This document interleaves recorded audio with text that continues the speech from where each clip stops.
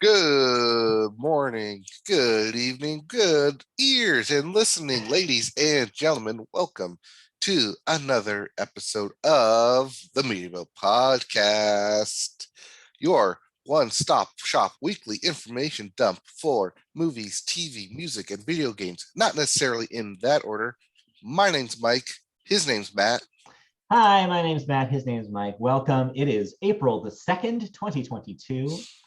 Thank you for joining us on this wonderful Saturday morning. We are recording remote because it finally did it. Finally happened after years of dodging it.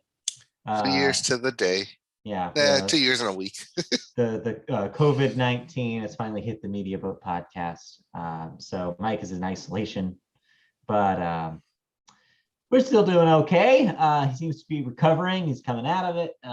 We're okay over here. So life continues. Yep, and the Media Boat Podcast continues with episode 325. That's right. Yeah. Can't stop us. Keep going. Never stop. Nothing stops us. So we're in the middle of award season, the award season valley here. Last week was the Oscars. We will talk about that in the end of the show. And then we'll talk about that at the end of the show. And then tomorrow are the Grammys. So we will talk about a little bit of predictions today. But we'll talk about that at the beginning of the show. Yes. But we also have so much other stuff to talk about in the show. So why don't we start rolling with the music? Yep. We start every episode of this season's podcast with the music section, and we always start music with the Billboard. We start the Billboard with the Hot 100, keeping that hot summer vibes going. Spring vibes. It's spring. It's spring. Well, it's a heat wave because Glass Animals Heat Wave. Yes. Still, once again, your number one song. At 2, Stay by the Kid Laroi and Justin Bieber. Coming in at 3, Super Gremlin by Kodak Black. Entering at 4, ABCDEFU by Gale. And coming in at number 5, your new entry into the top 5, Ghost by Justin Bieber.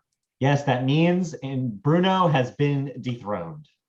Well, not out of the top 10, but out of the top 5 that we cover here. Yeah.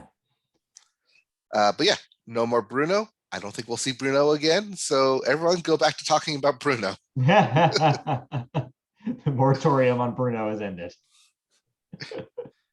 Yes, and that is also the actual response to that email we had about 2 months ago. When can we stop talking about Bruno? April 2nd. Yes. April. You had to wait 3 months. Yeah. Finally happened.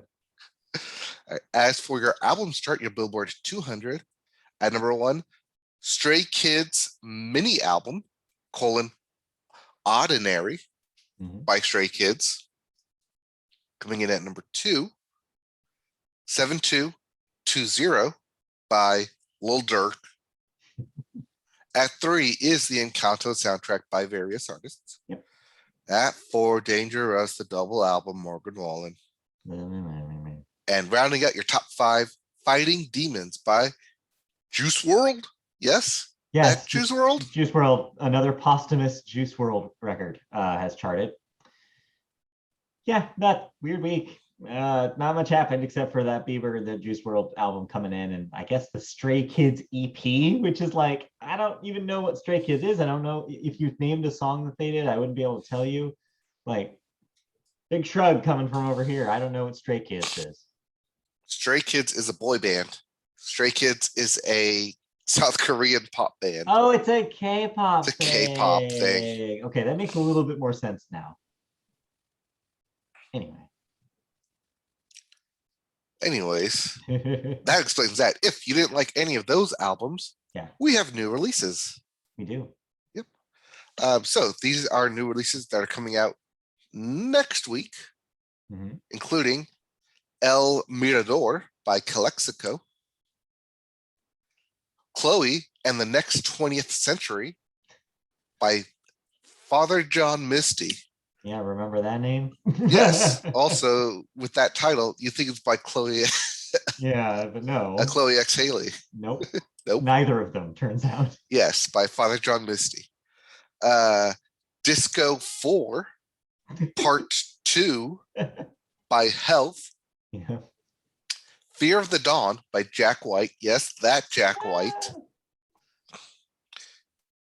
2 Ribbons by Let's Eat Grandma or Let's Eat Grandma. No comma. This is Let's Eat Grandma. Yeah, that's right. Let's eat Grandma.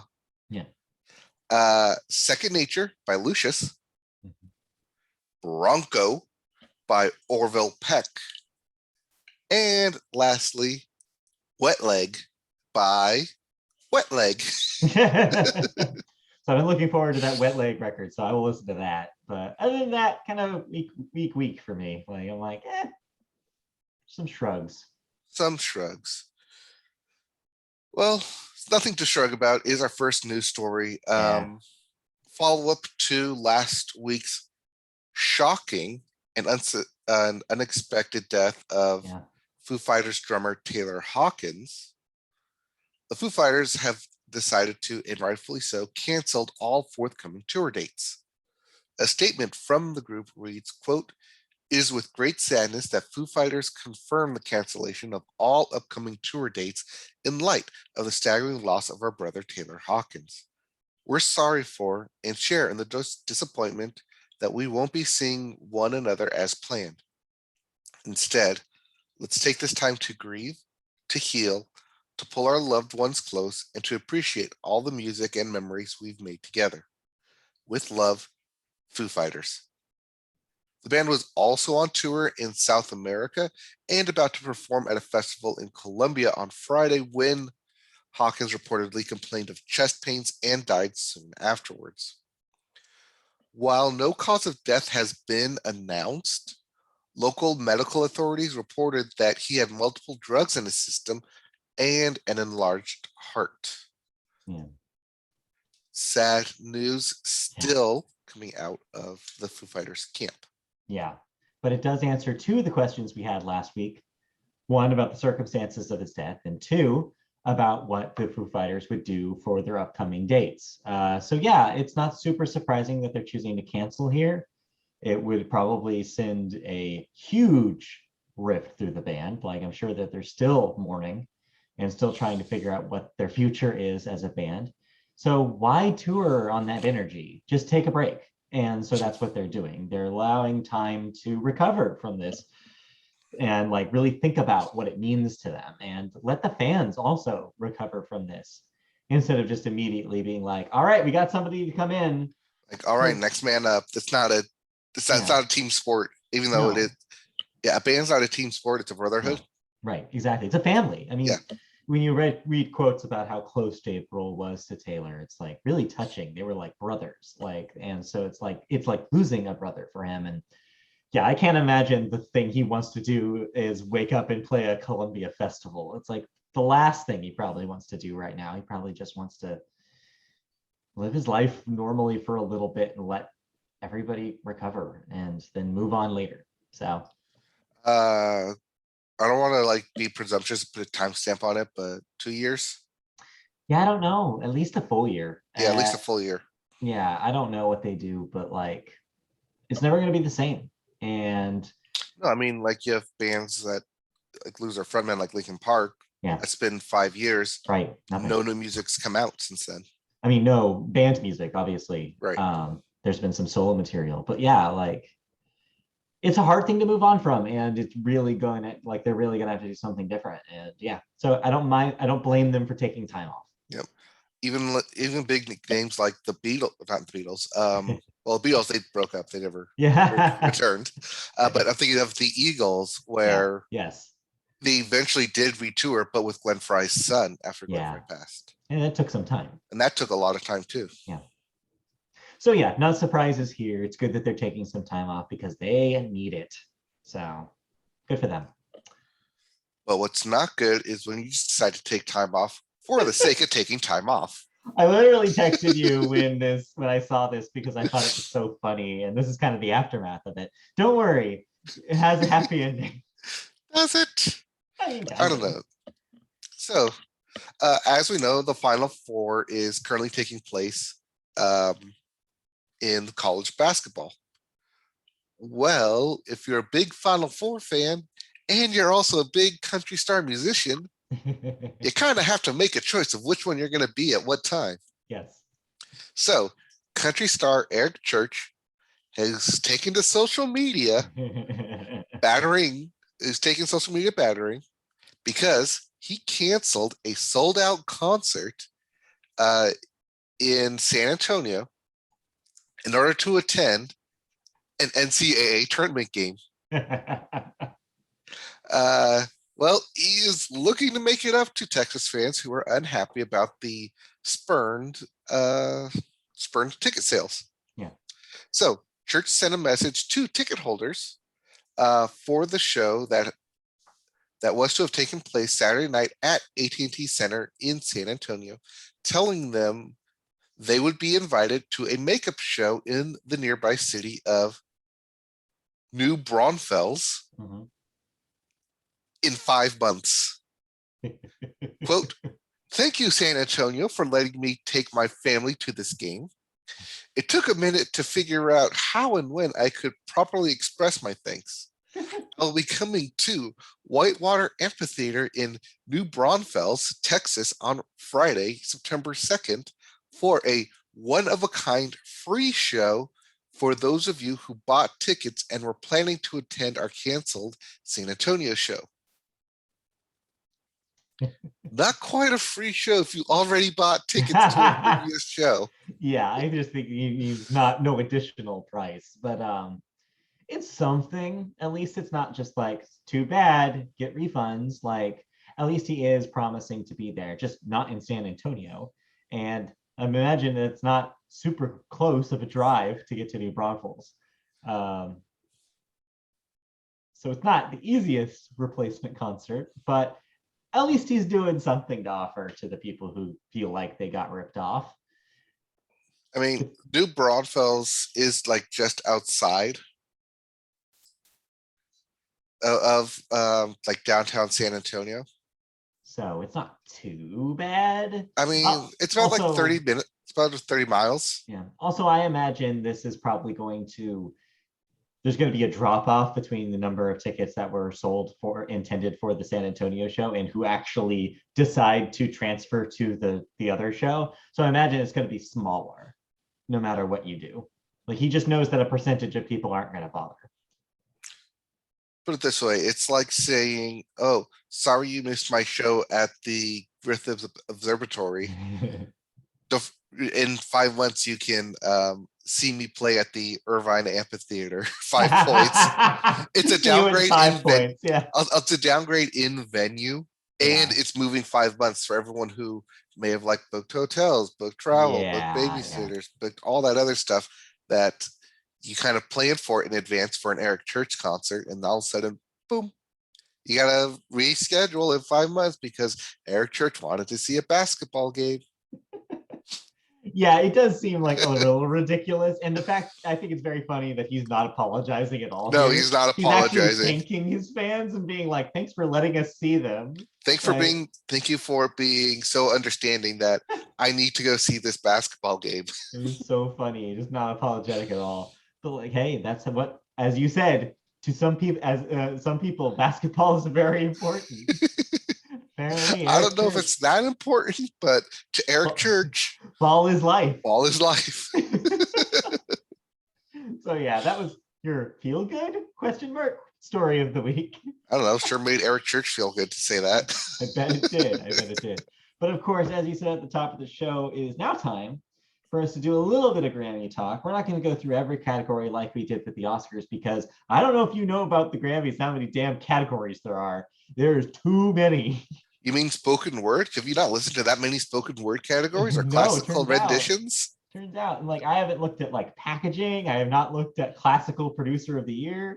Like, no, there's no reason to go through everything. So instead, let's just talk about the Grammys' big four, which are, in case you don't know, Song of the Year, Record of the Year, Album of the Year, and Best New Artist. Yep. So we'll start at the top with Record of the Year. So Record of the Year is the producer's prize. It is basically the equivalent of Best Picture. And it's basically like what song was basically the best produced of the year. Yep. This goes to the producers, recording engineers, Right. and or mixers. Yes. Not a songwriting award. The Song of the Year award is the songwriting award. Yep. So we have I Still Have Faith in You by ABBA. Mhm. Freedom by John Batiste. I Get a Kick Out of You by Tony Bennett and Lady Gaga. Peaches by Justin Bieber, featuring Danielle Caesar and Giveon. Right on Time by Brandy Carlisle. Kiss Me More by Doja Cat, featuring SZA. Happier Than Ever by Billie Eilish. Montero, Call Me By Your Name by Lil Nas X. Leave the Door Open by Silk Sonic. And your winner and sweeping all categories nominated this year, Yeah. Driver's License by Olivia Rodrigo. So yeah, here at the Media Boat Podcast, we've already established that we think when the nominees were announced, we said that we're pretty sure that this is going to be Olivia's night. She is likely to sweep here. But of course, with Billie Eilish in the category, there's always a chance that she can win. Yep. Lil Nas X also coming off of the Best New Artist win, like could have a chance here. There's a lot of different ways that this could go. They could even pull a classic upset and just give it to Tony Bennett as kind of like an end of career kind of honor, because he's done after this. I mean, the man's 95 years old. So. Right. I mean, he is the oldest recording artist ever to put out an album. It's interesting that you have a 19-year-old here and a 95-year-old. Like, really balances the scales out. Hey, you're just getting both ends of the spectrum.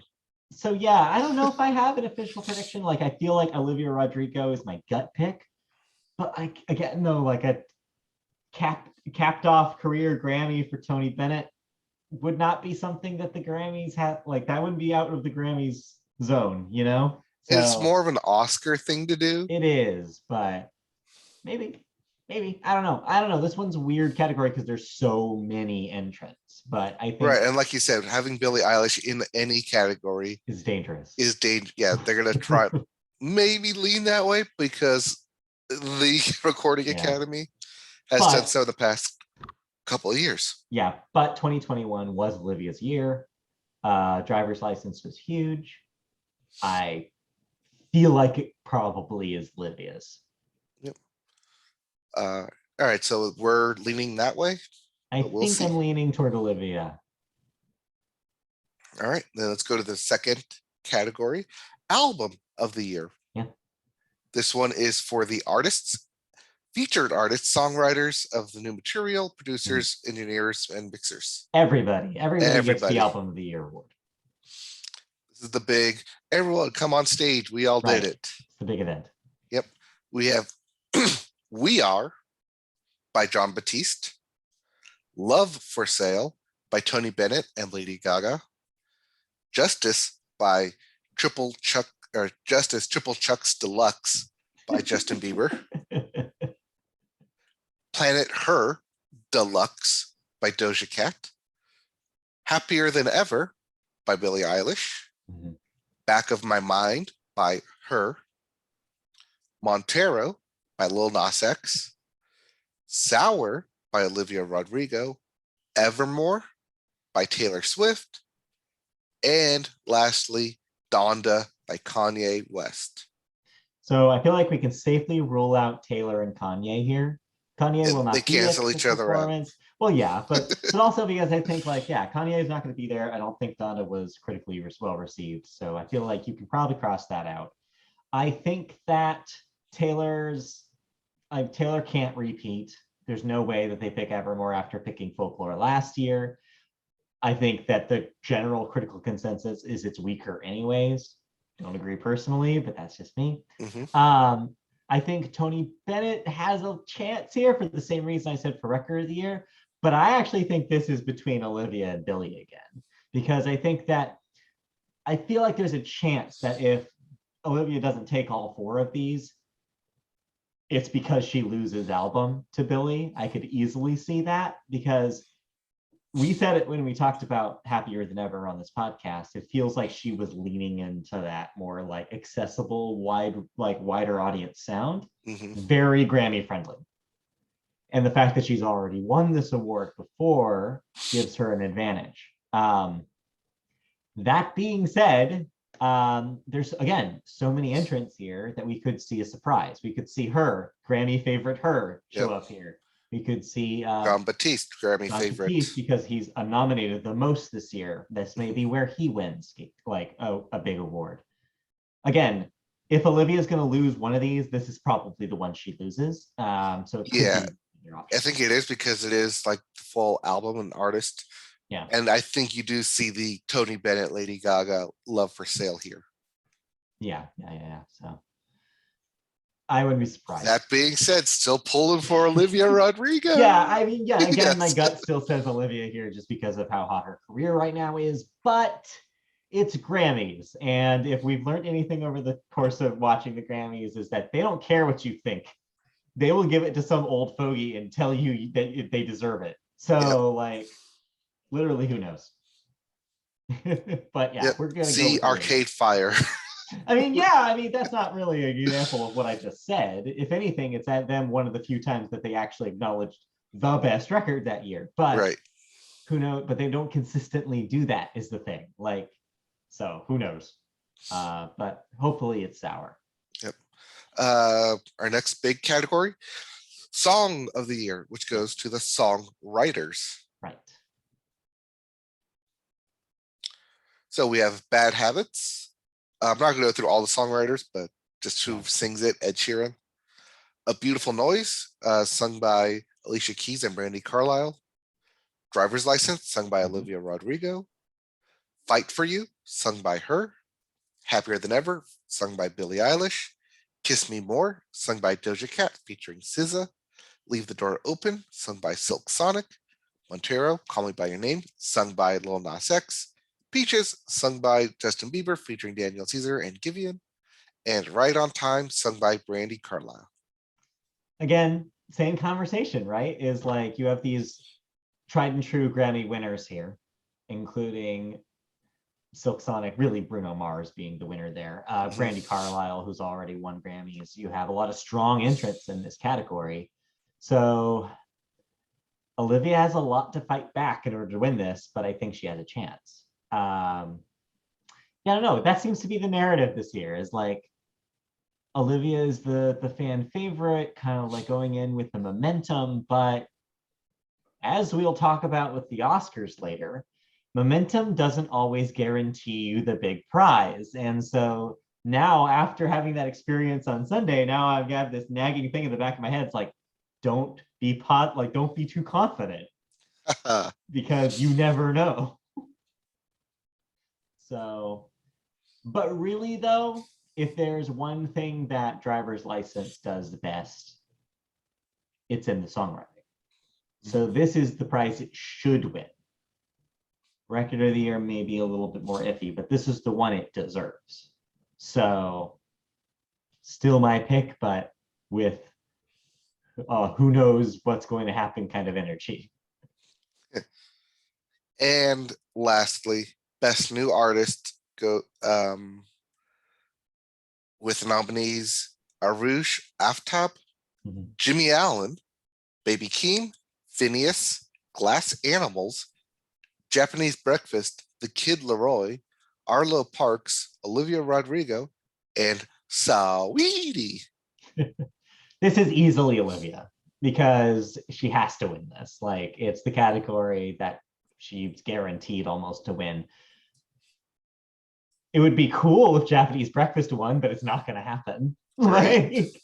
And yeah, there's other names on here that have like entered enough into the consciousness this year that maybe have a chance, an outside chance here. I think I've seen a lot of Arlo Parks' name this year. I think that Glass Animals, riding on the high of having a #1 single right now, might have a little bit of the share of votes here. But I think if Olivia loses this, it will be a huge, huge upset. Yeah, it's a kind of weird seeing Glass Animals on here when didn't they have a hit Oh yeah. almost 10 years ago. That's the thing about the best new artist category is you always have to take it with a gigantic grain of salt because there have been artists on here that have been recording for years before they're nominated. Like, Right. It's only when they quote unquote make it big. right. But even then, like I'm Yeah. pretty sure like Glass Animals had a hit Yes, they did. back. They did. Yes, you're right. Not a number one single though, and I feel like you're right. They have to reach some certain like echelon of like success in order to be seen by the Academy in this Hmm. way, which is interesting. Yeah, because like Japanese Breakfast, I mean, this is her third record, her Yeah. third solo record on top of two records she put out with a band prior. So of course, nobody that's voting for the Academy knows that. Only weird people like me know that. So yeah, you always have to take it with a huge grain of salt. But Olivia, though, one of those rare examples of, yeah, besides her acting career, this is actually her first full year of being in business. It just so happened to be super, super successful. Right. I know we have the same like comments about best new artist every year, especially I think most recent one was indeed Lizzo, who's been around for Yeah, 5 years yeah, and then yeah. finally won best new artist. There's a lot of people talking about that. It's like, wait a minute, isn't that even the single that was nominated was like years old? Right. So yeah, it depends on the conversation. Obviously, they do have rules about when something is released, and I guess if something is put on a record, like an album during that, even if it was a previously released single, it still counts. So stuff like that, really, they fudge their numbers. But best new artist is them fudging the most. Yeah, because it's a breakthrough into the public consciousness Right, and notably impacted the musical yeah, landscape which is whenever that super happens. subjective. It's Yes. super subjective. So yeah, that's going to be different depending on who the Academy members are. Yep. That being said, it's good to see country up and comer Jimmy Allen Yeah. on there, Too bad he won't win. just like the Mirror Ball Trophy. All right. Anyway, so those are your big four. Yeah, media vote podcast opinion. We pretty sure that Olivia will have a good night, but album of the year is a big question mark, is how I feel. Yep, it's hard to pull the sweep, especially as a new artist. But then again, Billy Billie did it. Eilish did Right. it. So Billy did it, and I feel like ever since Billy, now I feel like it's possible, but I still don't want to 100%. I'm not betting on this one. Let me tell you. All right. Anyway, You're not betting on it. not a betting on this one. All right. So, did you listen to anything? No, slow release week. Release for mainstream releases. I didn't get around to listening to the new Red Hot Chili Peppers. I was hoping that you would, but it looks like you did not. No, I did not. So maybe next week. Yep, maybe next week. So let's get right into video games. Yes. And we start with new releases. Right. Ooh, we got some big hitters this week. Literally, yes. Yep.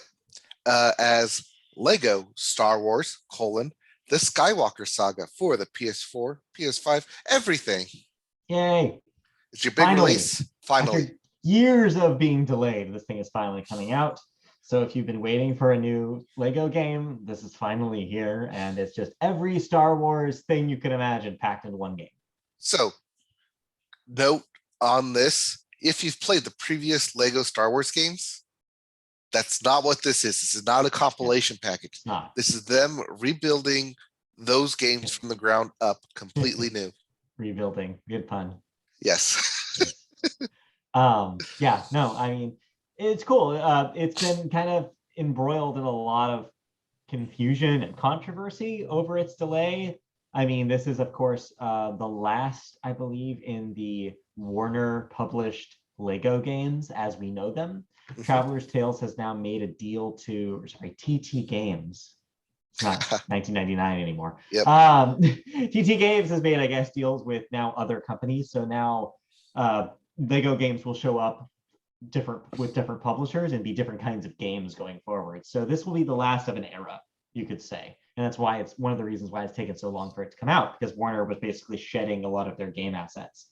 So yep. This may just be one of those games that I buy because you know you're going to play a lot of it. When I get to the doldrums of summer and wait for something to come out, yeah, It's going to be the game I'm going to go to that I can put on for an hour and complete 2 levels and just be like, okay, that was fun. When you I finally like the finish Lego games. when you finally finish Horizon, this will be a good go-to. So I'll get there in thoughts. Okay, all right. Also coming out this week, it's baseball season. MLB The Show 22, aka the Shotani version, Yes, the Shotani version. coming So- out on everything. Note though, first note is everything but PC. Okay, yes. First year on Switch. So if you have a Switch, you can finally buy it. Couple notes though. One, if you had bought the special edition, you can actually play as of last night. That went live last night, so some people are already playing it.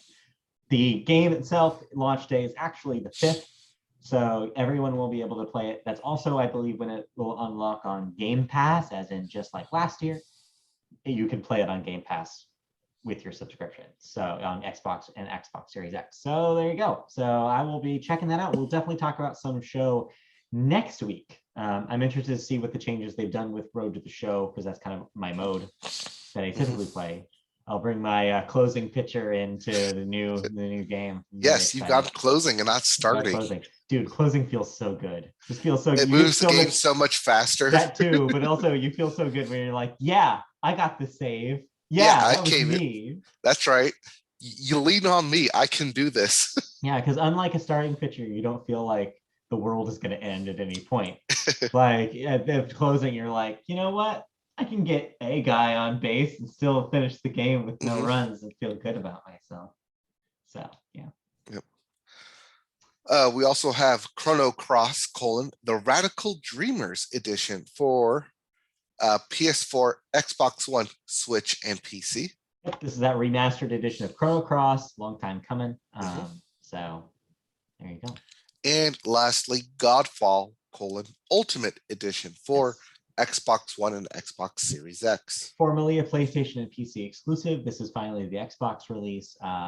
Note, the Ultimate Edition is also being, that rolls up all the DLC and stuff, is also being released on the existing, like the PlayStation PC as well. But I've only listed Xbox because it's brand new to those platforms. So. Yep. So if you haven't played Godfall on any of the Xboxes, now you can. And you didn't download the PlayStation Plus version about a month ago when that was available.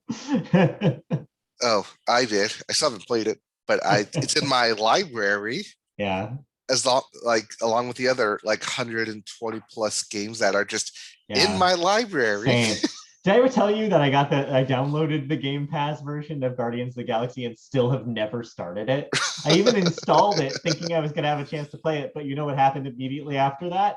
Horizon and Kirby. So I haven't gotten a chance to play it, but I will eventually, when I have a moment, go and play Guardians finally. So yep, we'll see. Well, speaking of those PlayStation Plus free games, we hinted about it last week. We didn't delve into the rumor of what it could be because an official announcement officially came from official Sony. Here it is. Yep, here's the announcement. This is long, but bear with me. I needed to include all of the details because it breaks down the prices and tiers. All right, so Sony Interactive Entertainment has officially announced its 1, 2, 3-tier subscription service, which will use the PlayStation Plus brand and offer access to hundreds of games. The service will combine 2 of Sony's existing subscriptions, PlayStation Plus and PlayStation Now, and phase out PlayStation Now when it officially becomes live. Yeah.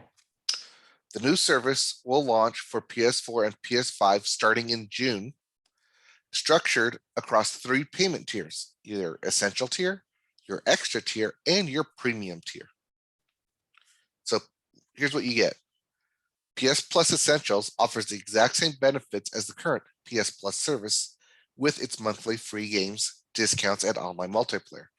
It'll cost the same, about $60 a year. Yeah. PlayStation Plus Extra will include the same benefits as PlayStation Plus with the added benefits of access to a library of 400 downloadable PS4 and PS5 games. These games will include Death Stranding, God of War, Marvel's Spider-Man, Marvel Spider-Man Miles Morales, Mortal Kombat 11, Returnal, and more. Additional titles, including third-party titles, will be announced at a later date with regular additions planned for the future. PlayStation Plus Extra will cost about $100 a year. Finally, PlayStation Plus Premium includes everything I've said before, but also adds up to 340 additional games, including PS3 titles available via cloud streaming, and an additional catalog of classic games available in both streaming and download options from PlayStation, PlayStation 2, and PSP generations. Premium will also offer cloud streaming access for original PlayStation, PSP, PS2, and PS4 games offered in the extra and premium tiers in markets where PlayStation Now is currently available. In addition, premium members will be able to access time-limited game trials, allowing them to try selected games before they buy. And the premium tier will cost $120 a year. So that was a lot of information, but basically what you need to know is that this is essentially their Game Pass equivalent, except unlike Game Pass, it's not just one thing. So what they're doing is basically the premium model is the floodgates. This is everything. This is, you're getting classic PlayStation, PlayStation 2, and PlayStation 4 games on top of the more limited library that you're getting in the extra, plus cloud streaming PS3 games. Now, this has become the big caveat for a lot of people. PS3 emulation for a while was very difficult to figure out. Emulators were kind of iffy about PS3 games because of how unique the PS3, like the structure of the PS3 was. Like the cell processor, this very specific proprietary technology that the PS3 was built with, was for a while very hard for people to figure out. If anybody's going to figure out hardware emulation for their own console, though, it'd probably be Sony. So after this, some news did come out about, yeah, Sony's looking into hardware emulation for PS3 games, but I guess they're assuming that that's not going to be ready or done by the time they want to launch the service. So that means, just like PlayStation Now before it, you will only be able to stream PS3 games and not download them directly to the PlayStation. To some people, this is not cool because it means that PS3 exclusives like Metal Gear Solid 4, games that have never come out on any other platform, you're not going to get the real downloaded experience playing that. You'll have to rely on your internet connection and hope that streaming works for you. And that's kind of a downside. The other big downside here compared to Game Pass is Sony is adamant that they will not be doing day one first-party releases for download. The weird compromise they're making here is that 7-day limited game trial thing. But don't get your hopes up too high because that doesn't say that's guaranteed to be all of the first-party releases.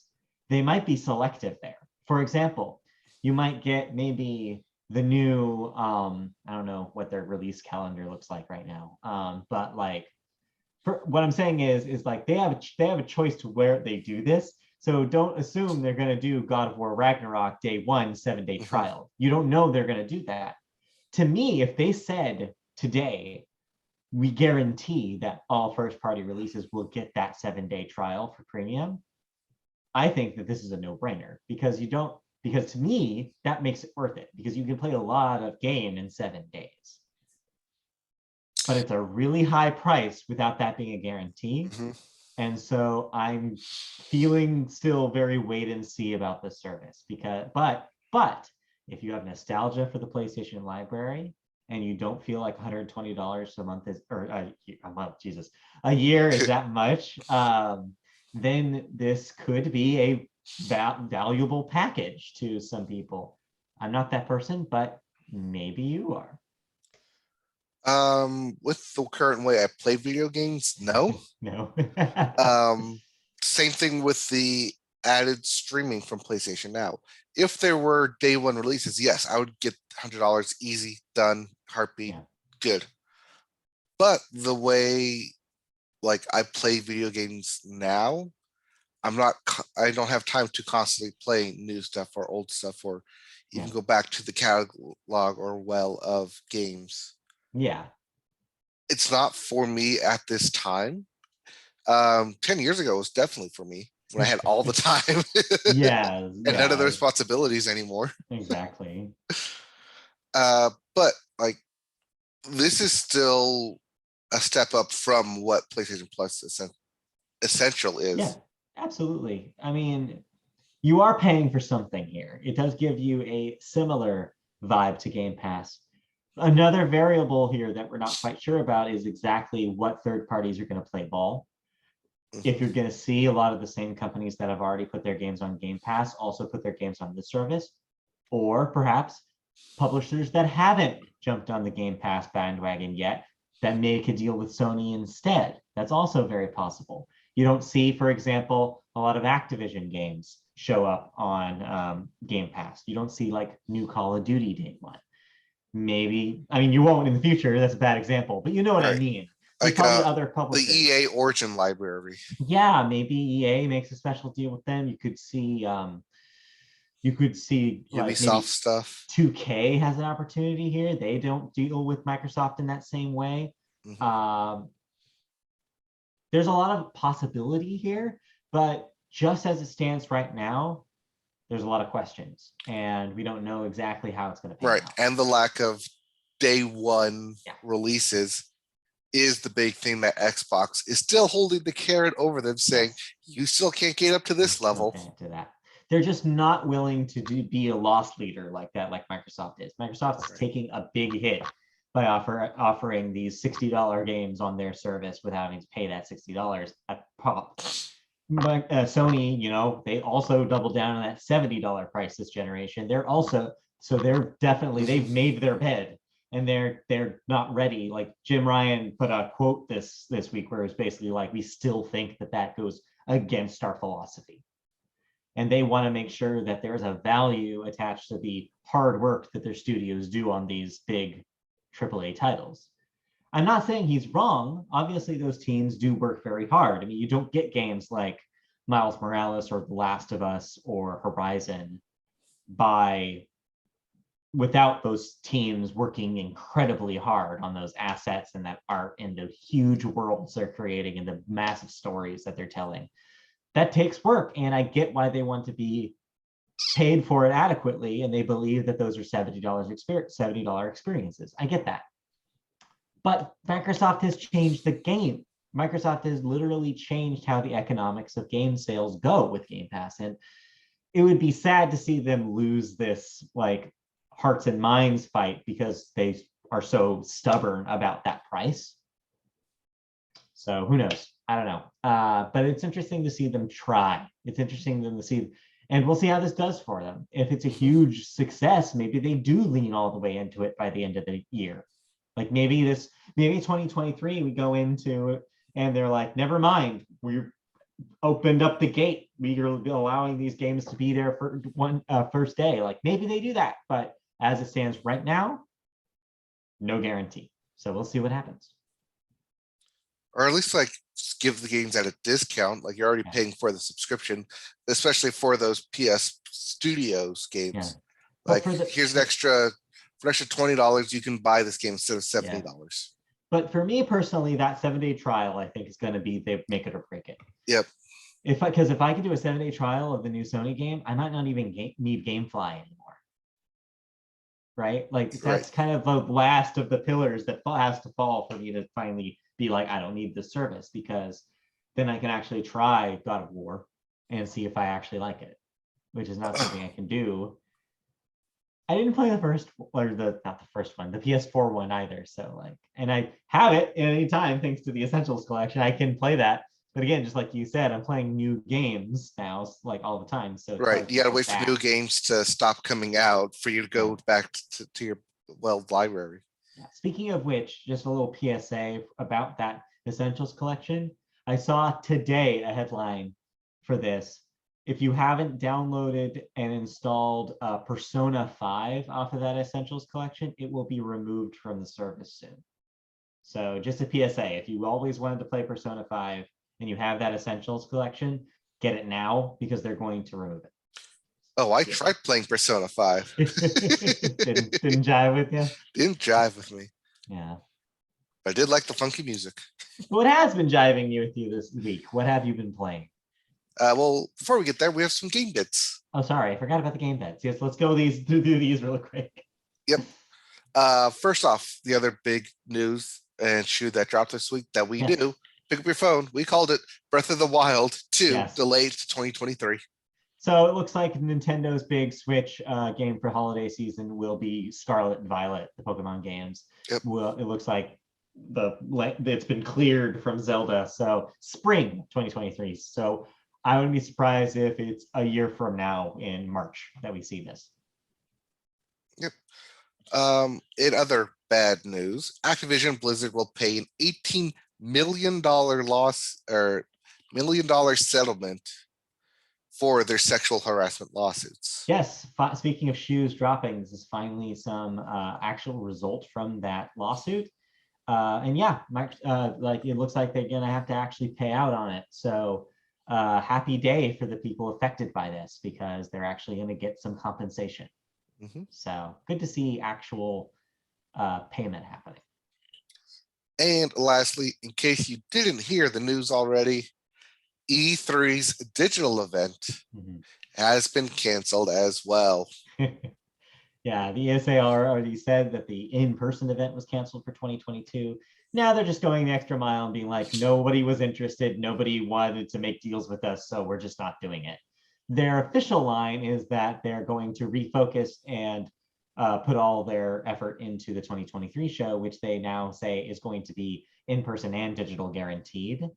But again, anything can happen between now and 2023. So right, especially since we're living in a world where publishers make their own announcements on their own timeline.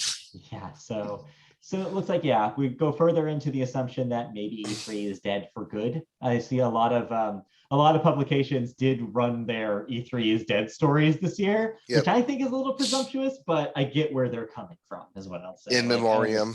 I understand that it looks pretty bad, but if I know the ESA, they're gonna try. Whether they succeed or not, I don't know, but they're at least going to try to do a show next year, but we'll see. We'll see. So yeah, as I've been saying, I've been playing a couple games. The two big ones currently on my list are Horizon Forbidden West, which I've finally done all my cleanup on. All right. So I got to the Wings of 10 main storyline. And then I stopped there and completed every other side mission and errand that I could possibly do until I run up to the, you must complete Wings of 10 in order to start this. Okay. I think you've seen that, right? I'm not quite there. No, but you've seen that error pop up or that? Yeah, like that thing where it's like you finally hit the wall where they want you to do the story mission. Yeah. Yes. I finally cleaned up everything else and they want me to do the story mission. Yeah. So finally there. It took me about 2 weeks, but I'm finally there. That's just so much to unpack in this game. So much to go around. All the different challenges are unique and different and fun. And it's like, okay, yes, good. Yeah. Variety is the spice of life. Yeah.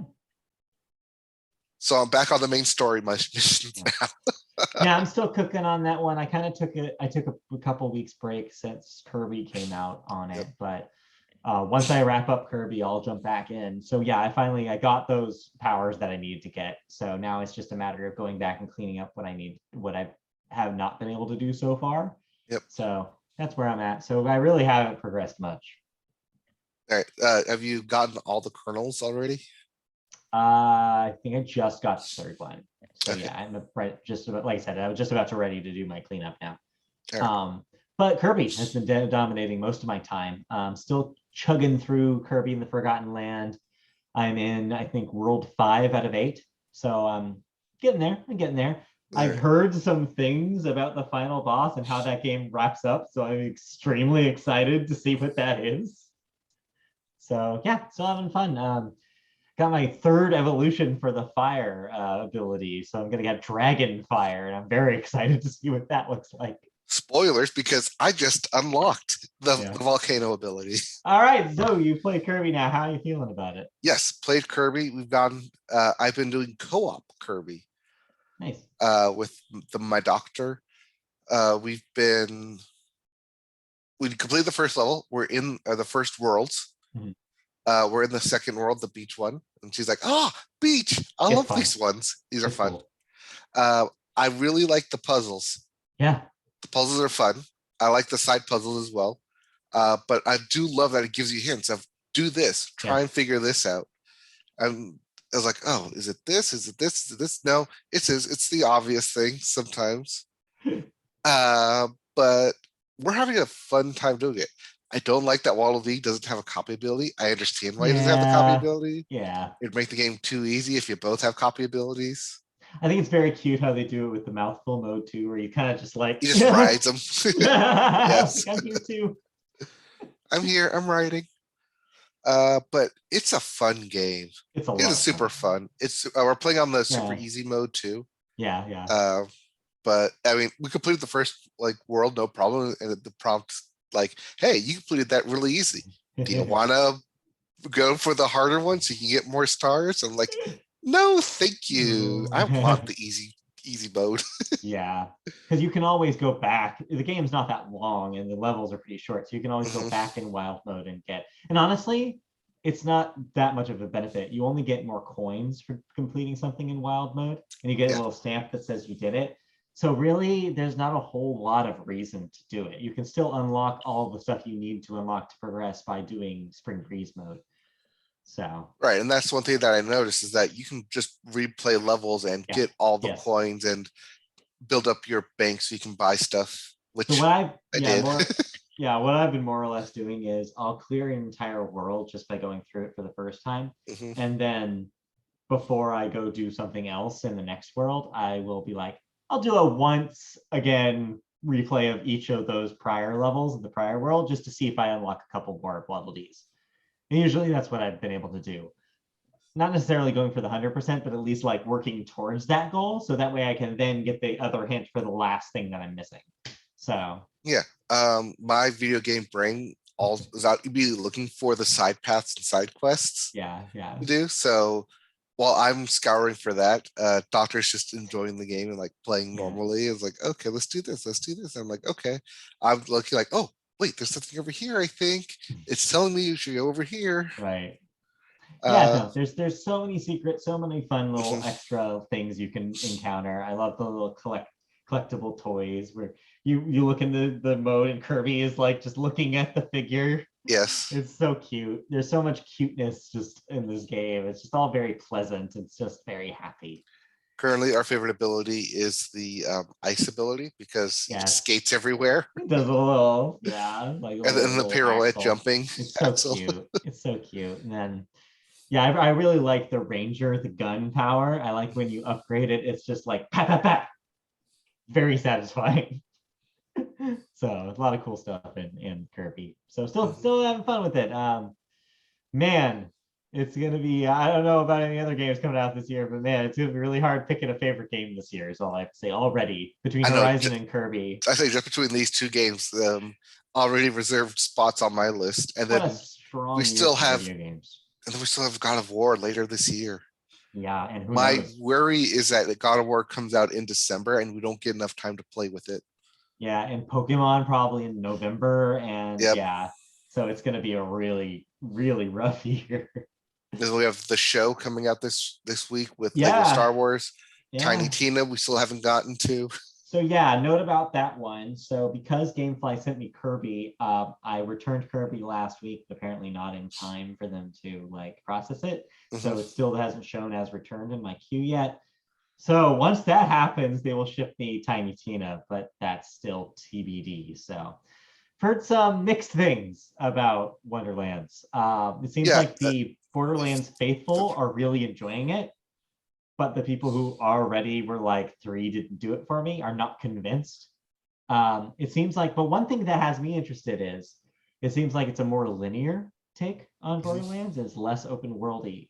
To me, that sounds great because I feel like when Borderlands is at its best is when it's more of a linear experience. So Yeah, I was reading the review that it's top down and then goes into these like arena battles. yeah, there's like a world map, kind of like Kirby. Yeah. And then like also kind of like Kirby, less like super big maps and more like very directed gameplay. It just seems appealing to me, someone who thought Borderlands 3 was good, like in like control wise and fun to play, but way too bloated. So That was a very long game. yes, it was a lot of gain Yep. for not a whole lot of payoff. Anyway, so yeah, we'll talk about that hopefully, fingers crossed, next week. So the show and Wonderlands next week, we promise. Yep. We hope. We hope. Anyway, any other gaming news before we continue? I think that wraps up video games. So that means we can safely move on to the second half of the show, and we'll talk about television. And we always start television section with the sports corner. Yeah, you get to point at it. I get the sports corner. Yeah, the sports corner. Big entertainment sports news, of course, this week. You already know this if you care at all about wrestling. WrestleMania 38 airs this weekend. I believe you can see all of it on Peacock. Yep, it's a 2-night event. Tonight, Saturday and Sunday in Dallas, Texas at AT&T Stadium, aka Jerry World. And yes, Stone Cold Steve Austin will indeed fight despite his old age. This is a bad idea. I don't know. Bad idea. Just saying. But yeah, watch it for. You don't need to watch it for the storylines. You can watch it for the spectacle because it still does and continues to be one of the greatest entertainment spectacles on TV yearly. Yeah. Of course, though, in real sports, come on. More important news, including we have our Final Four in the NCAA tournament. You have Kansas, Villanova, Duke, and North Carolina. Yep. They play later today. I think at 1:00 our time later today. Okay. Yep, with the NCAA tournament champion on Monday. So we'll find out who plays in the tournament, who plays in the finals later today with the championship on Monday, meaning Monday is when we will get the one shining moment. Yes, if you've been waiting for the one shining moment like we have, it's happening on Monday. Yep. That being said, in the women's bracket, yes, number 2 Connecticut beat number 1 Stanford, and number 1 South Carolina beat number 1 Louisville, which means South Carolina and Connecticut women's basketball finale will occur tomorrow. So we'll have the women's finale tomorrow and the men's finale on Monday. Cool. Then, if basketball doesn't do it for you and you're anticipating and excited for the beginning of baseball season, it's finally here. Thursday, the 7th, will be opening day. So, yeah, Friday. Yeah, like, oh boy, get ready because. Yep. The 7th, it's got a week delayed. It's supposed to be this week, but nope. Thanks, lockout. If you've been getting hyped and watching spring training games like I have, this is exciting news. So get ready, opening day. I'm already starting to get more of my tickets for games this season. I got a couple more. I'll tell you after the pod, but yeah, very excited for get this ball rolling. So the next 3 weeks are going to be very sports filled. Probably. Yeah. We have WrestleMania this week. We have Final Four in basketball with the championship on Monday. Baseball starts on Thursday. Next week is also the Masters tournament in Augusta. And then the following weekend is football. Yeah. With the USFL return. And everyone's excited for that, right? Right? Not just me, right? Right? Just you. That's 2 weeks away. Yes. Just you. Yes. Only you. It's no one else. Football. It's football. Okay. But yeah, the next 3 weeks are going to be very sports filled, very sports heavy. sure. But for now, that'll do it for sports. And it means we can safely move on to television news. And our first story takes us to the world of game shows and reality, as some shows will be leaving and some shows will be returning. Yeah, the doldrums of summer where cheap game shows are cheap to make, so they put them everywhere. So we begin with a slightly predictable thing. The Alec Baldwin hosted Match Game is not expected to return to ABC. You can probably assume that a lot of this has to do with Alec Baldwin having a pretty lousy year last year, all things considered. But they didn't stop there, as in Card Shark's Celebrity Dating Game and The Hustler are probably also not returning for the new season. Actually returning, Celebrity Family Feud, Press Your Luck, and the $100,000 Pyramid, all expected to come back. Match Game, meanwhile, has not been in production even since 2022, prior to the pandemic, and only aired 2 new episodes the entire calendar year of 2021, which had been left over from the previous year. Meanwhile, Card Sharks, hosted by Joel McHale, ran for 2 seasons on ABC in its revival, most recently in July of last year. The news comes as ABC recently confirmed that reality show The Ultimate Surfer will not be returning. I didn't even know that was a thing that they had. That was a competition last year to find the ultimate surfer. That makes sense. I was still awaiting. I watched exactly 2 episodes of it. Yeah.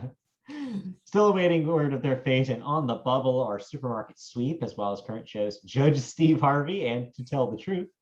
And recent entries, Celebrity Wheel of Fortune and the Primetime Jeopardy National College Championship. So, well, it remains to be seen if those come back. I would love to see more Primetime Jeopardy. I felt like when they announced that was going to be a permanent thing.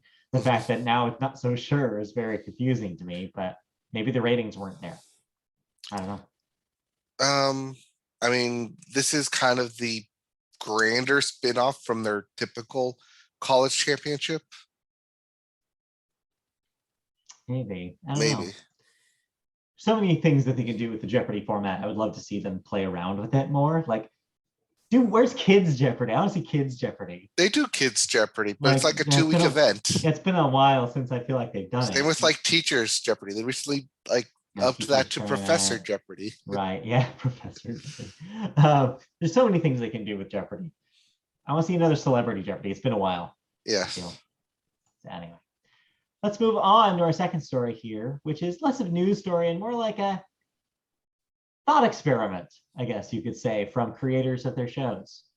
Yeah. So sometimes shows get canceled too soon, or shows that fans love get canceled, and you don't know what happens.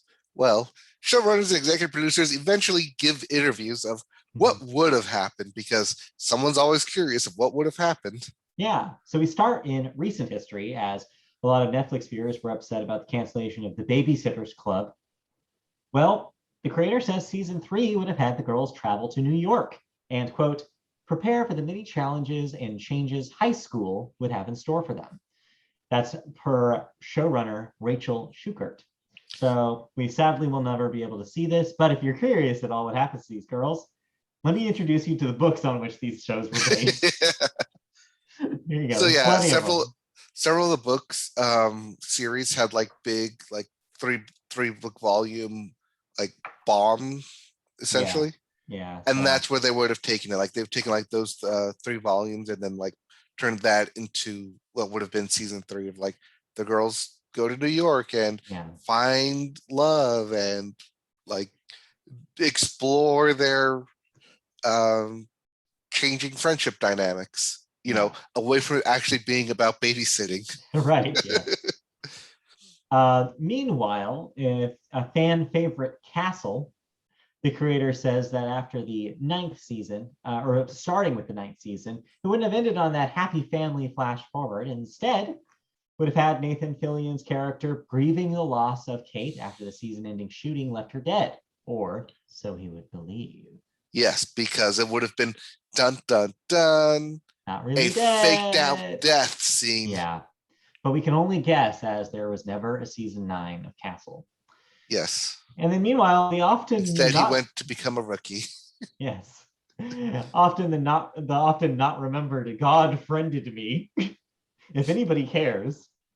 would have ended the same way, but less prematurely, and seen season 3 continue on Miles' journey to discover who was behind the mysterious God account. Wait, you're telling me they canceled God Friended Me without ever having the reveal of who God was? Oh no, they did at the end of season 2, but it was kind of a rush job and would rather have seen it been more played out. Yeah. So sitcom becomes more sitcom-y, doing the exact same things I did for not more like seasons. I did not like God Friended Me. I thought it was stupid, but yeah, what are you gonna do? Yeah.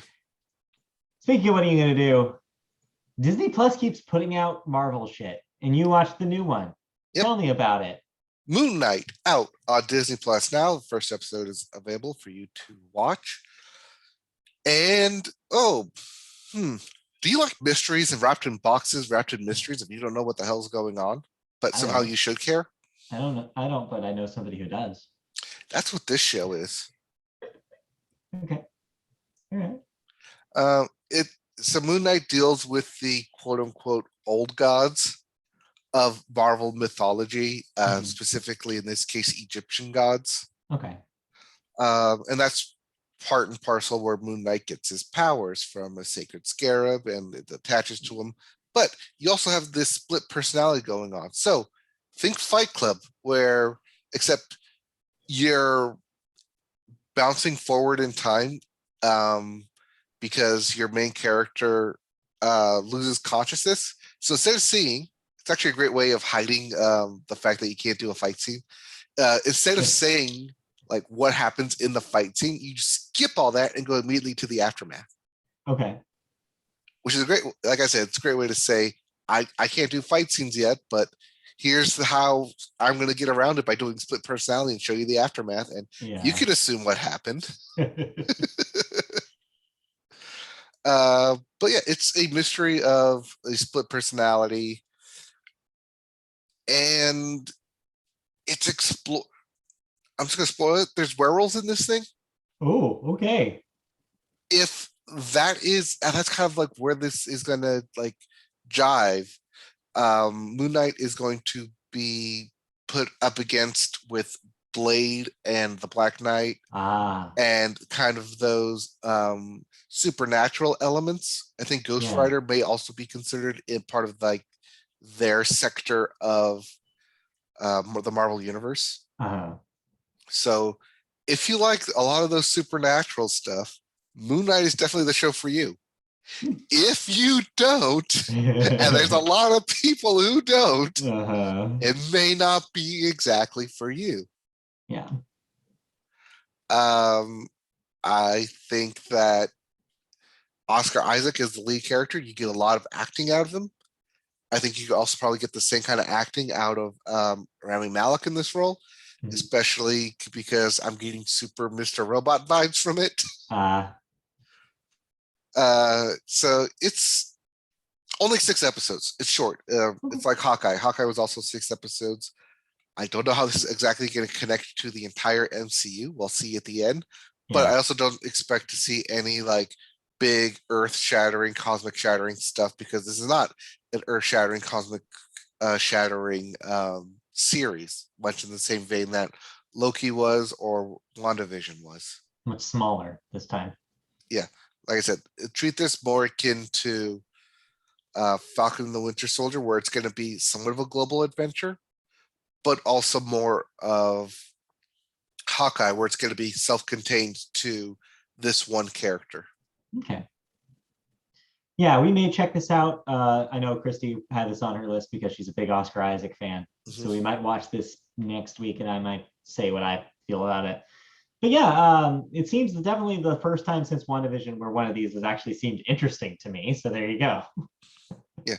Like I said, if you like that kind of split personality, like Fight Club, like Rosh Hashanah, it's a lot in the same vein of those where you're not exactly sure who's in charge at what point, but eventually it will make more sense. Okay. And lots of mystery boxes. You don't know what's going to happen, which is both good and maybe bad if you want to know, like, oh, I want to see where this road goes, or I'm driving blind here. I'm just in for the ride. Yeah. Your result may vary. All right. Right. Speaking of results not varying, we finished Bridgerton Okay. finale. My review does not change. If you like that goopy, juicy drama of will they, won't they, and they get up close and personal and right up in your face and right up into each other's faces, and then they have to pull away all dramatically because we can't do this.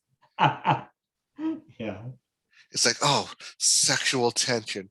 Just zoom in closer, our hands touching, our maybe touching, our faces maybe touching. Oh, this heat between us. And then I have to pull away because someone walked in. It's too much. It's too much. I can't let them think that we are together because we are not. I am in love with your sister. I said so as much, even though I am really passionately for you. So yeah, if you like that, got a lot of that. It's a lot of that. All right. Well, good to know that Bridgerton still continues to be Bridgerton. All right. I don't think there's any TV that I could talk about. Just continuing stuff. Riverdale and Owl House and Amphibia keep going. Yeah, that's pretty much it from my side. So, yep. And as I mentioned last week, all your favorite shows immediately returned. This is going to be the last stretch between April and May. Yeah. For the rest of the spring finales until we get to game show summers, or as we talked about, what may still be game show summers. I'm not sure. A lot of it got canceled. So yeah, true. All right. So with that, let's move on to cancellations and renewals. We start with Hallmark Channel saying that the 6th season of Chesapeake Shores will be its last. ABC will be renewing The Good Doctor for season 6. And The Rookie for season 7. There you go, Nathan Fillion. Yep. Can't believe that show's already been on for 7 seasons. Netflix will be finishing off Top Boy after 5 seasons. Adult Swim will be bringing back Teenage Euthanasia for a 2nd season. And CBS has renewed for at least one more season NCIS Los Angeles, and NCIS Hawaii. So the NCIS train just keeps on rolling. Yeah, someone was trying to tell me that I should finish watching Teenage Euthanasia. Okay. I'm not sure. Yeah. Because you talked about it. It's like, if you like that. That's not the one that I watched. Is that not the one? Oh, you're talking about the happy one. Yeah, I was talking about the Happy Friends. Okay, I'm sorry. I have not seen Teenage Euthanasia. I might give that a try, but like probably won't like it. That's the one I'm thinking of, Teenage Euthanasia. Yeah. Okay. Anyway. Let's move on then. Out of television, we don't have any deaths this week. Thanks. Yep, I didn't find anything worth noting. So that means we get to move on to movies, and we always start the movie section with the weekend box office numbers. This week, your number one movie was The Lost City with a $30 million debut. People do love their Channing Tatum. Channing Tatum. I was blanking on his name. You're Channing Tatum. Yes. Number 2, The Batman, $20 million, adding to its $331 million total. RRR. Oh, you don't know what this is? No. RRR with a $9.5 million debut at number 3. What is RRR? RRR. If I remember what it was. Action drama. That's right. About 2 revolutionaries and their journeys home before they started fighting in 1920s World War I. Got it. Good to know. That is a movie. That is a movie that was released. We didn't talk about new releases last week. So. It was not a wide release. Yeah, that sounds like. Number 4, Uncharted keeps going with another $5 million. That's at 133. And rounding out your top 5, anime movie Jujutsu Kaisen 0, the movie, another $4.5 million. That's at 27 domestic. Mm-hmm.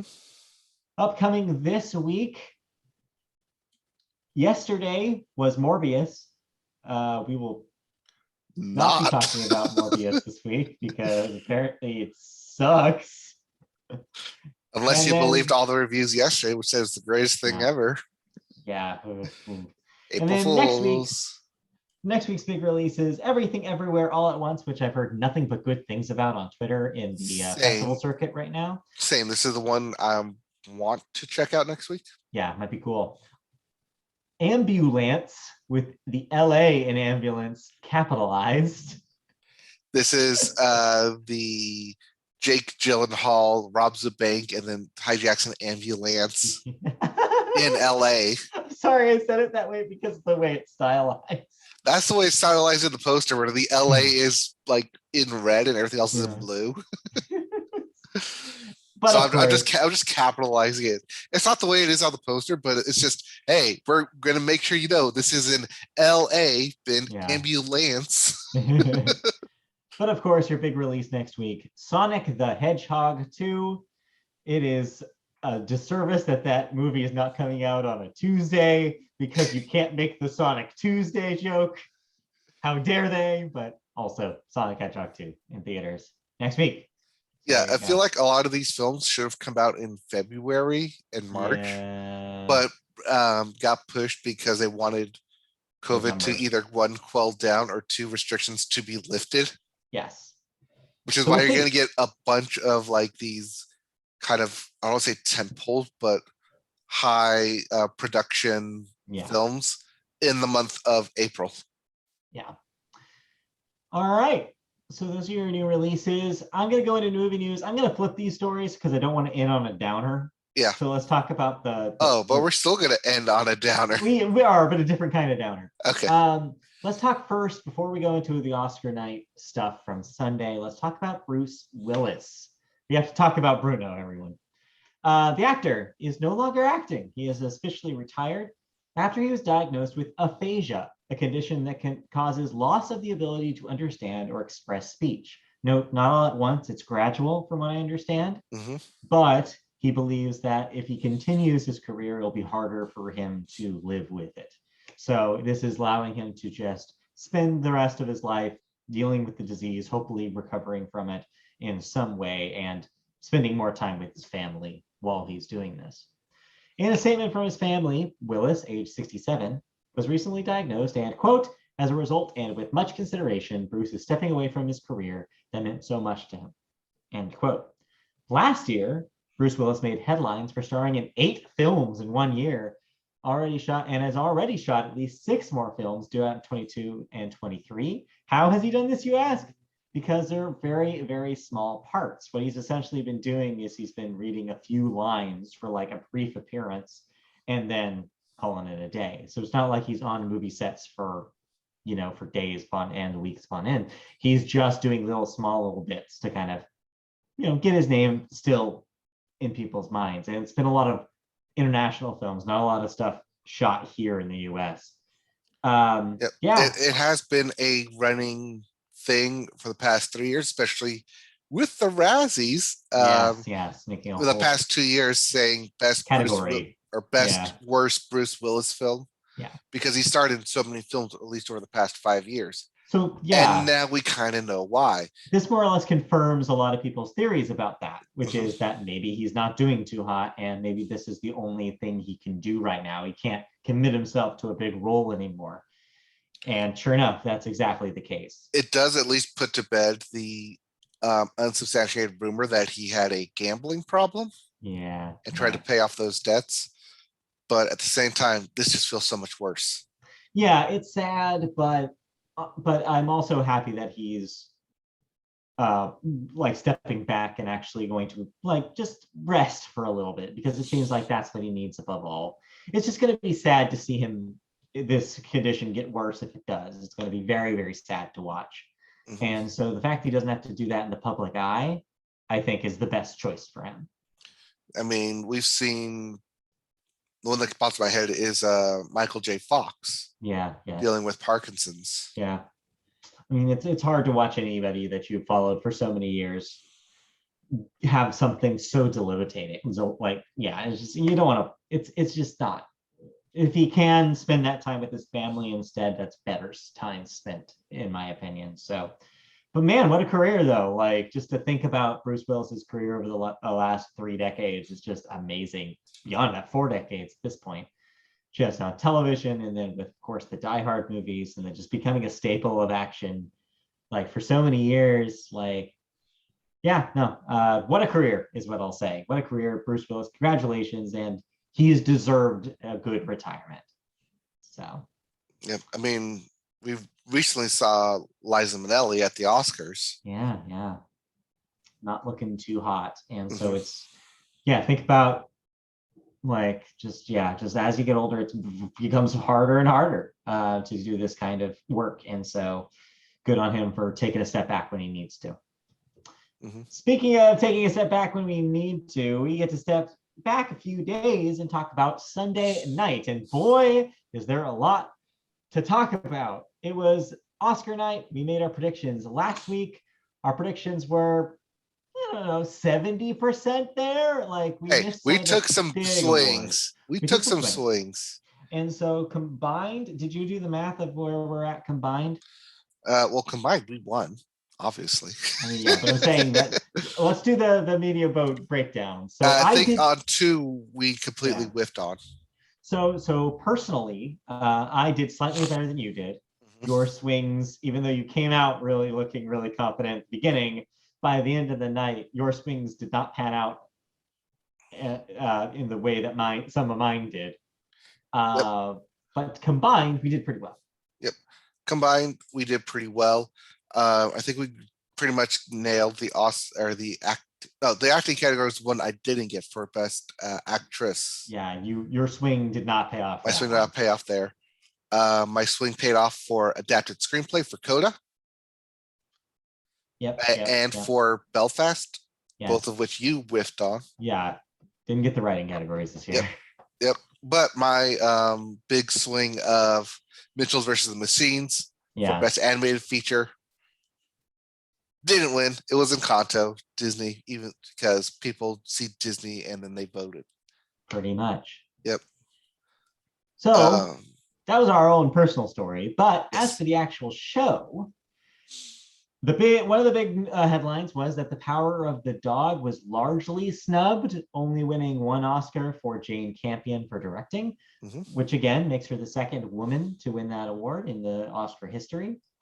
Dune ended up sweeping most of the categories it was expected to sweep: visual effects, original score, cinematography, editing, sound, and production design, taking the most Oscars of any single film all night. Coda, as you said, won Best Adapted Screenplay, but also was the big upset winner for Best Picture, stealing it away from Netflix yet again. So yeah, they were more willing to give Best Picture to Apple than to even consider giving it to Netflix. I underestimated the Academy's vitriol for Netflix. You adequately. I tried to tell you. You tried to tell me, but I guess I thought that it was over. I just thought that the bitterness had ended, but nope.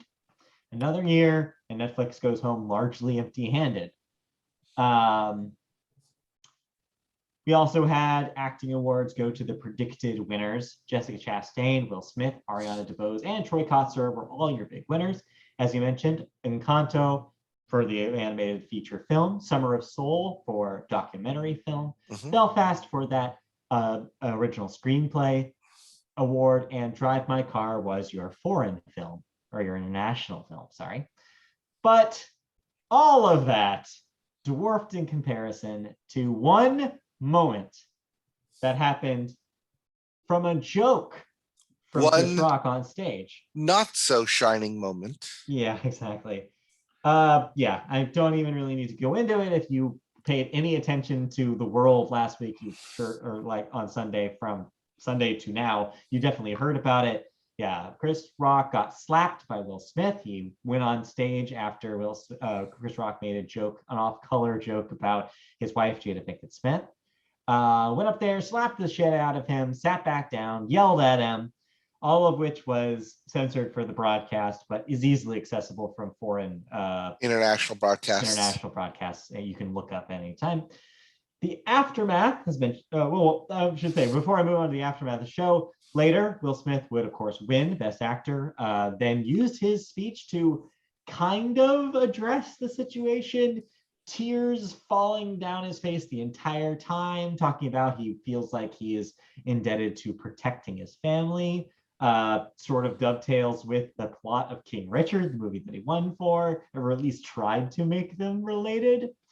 And then it was all anybody could talk about in the aftermath. Well, So, they gave him like almost 6 minutes of speech time, longer than anyone yeah, else. They just yeah. so someone said, "Do not cut him off. Let him go."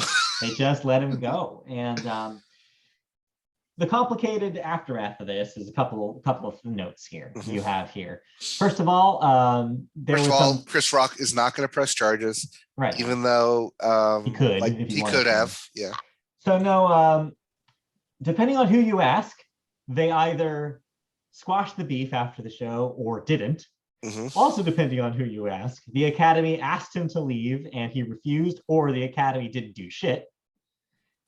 I believe the latter. Big questions about that part. But the facts that we do know is that later that week, Will Smith did issue a formal apology. And also later that week, the Academy. I think as of last night, actually. Well, before this, I was going to say the Academy also said they were going to look into the incident and do a thorough research on it. Seems like the result was that they were considering expulsion. Right, but they would have brought it up on their next meeting, which would have been in 3 weeks. But instead of waiting, Will Smith went ahead and officially voluntarily resigned from the Academy last night. So all this really means is that means that he will not be invited to Academy events, and it means that he no longer can vote for Academy Awards. It means that he can still keep his Oscar for King Richard. Doesn't have to give it back. Also, he can still be invited for future Academy Award ceremonies. Yeah, he can still be nominated. That's not keeping him from being nominated. And he can still be nominated. Yes, he can be both nominated and brought back, which he will be brought back to present the award for Best Supporting Actress next year. Yeah, so we'll see. But he is no longer a voting member of the Academy. That being said, his wife is still a voting member in the Academy, and he can always attend as her +1 wherever she's invited. And of course, beyond the actual physical results of this and the actual things that happened, this will have an impact on culture for a while. I mean, it was a big kind of event. I think that people will continue talking about this. I think depending on who you are, there's all sorts of different takes you can have on this. I will say I do not have a personal take on this. I feel like it was such a complicated event with a lot of different things in a blender that I don't really have the ability to say, like, this is what this means and this is who was at the wrong. Like, I'm not going to go there.